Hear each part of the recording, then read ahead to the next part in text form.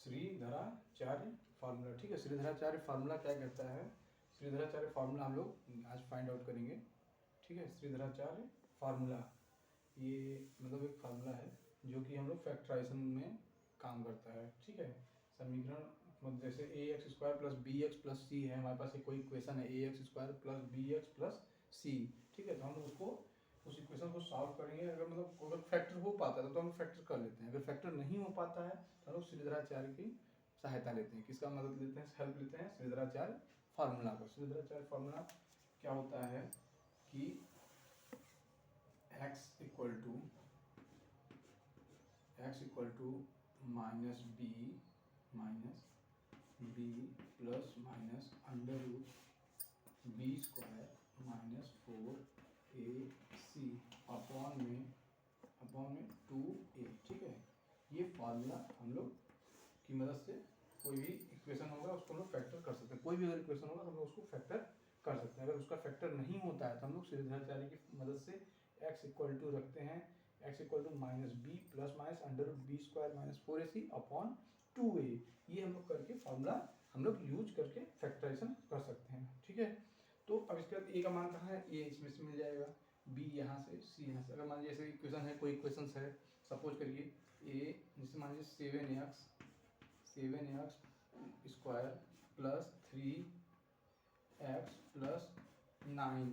ठीक है, equal to 0, ये इक्वेशंस दिया हुआ है। अब हम लोग क्या करेंगे, इससे हम इसमें से रखेंगे, कंपेयर करेंगे ax square plus bx plus c equal to 0 से कंपेयर करेंगे तो a इक्वल टू 7 आ गया, b इक्वल टू 3 आ गया, c इक्वल टू 9 आ गया। अब इसको इस फार्मूले को उठाइए, ये सभी वैल्यू उठाइए, a की वैल्यू रख देंगे, b की वैल्यू रख देंगे, ठीक है, c की वैल्यू रख देंगे, मतलब c की वैल्यू। ठीक है, तो b की वैल्यू होगी 3 रख देंगे।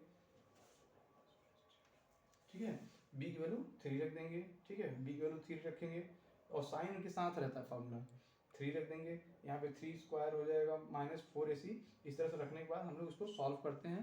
x के 2 मान आएंगे, x कितने वैल्यू आएंगे? x के 2 मान आएंगे। कितने मान आएंगे? 2 मूल आएंगे, 2 मान आएंगे, 2 मूल। ठीक है, एक प्लस में होगा और एक माइनस में होगा। 2 मान आएंगे x के, कितने आएंगे? 2 मान आएंगे। इसको वैल्यू अगर हम लोग रखेंगे तो हमारे पास 2 मान आएंगे। अब हम लोग थोड़ा विविक्तिकर जान लेते हैं। विविक्तिकर क्या होता है? विविक्तिकर क्या होता है कि विविक्तिकर इसी में है, ये फार्मूले में है। विविक्तिकर की कंडीशन क्या होती है, आप लोग उसको सॉल्व करिएगा क्वेश्चंस को। ठीक है, विविक्तिकर का क्या होता है? d equal to विविक्तिकर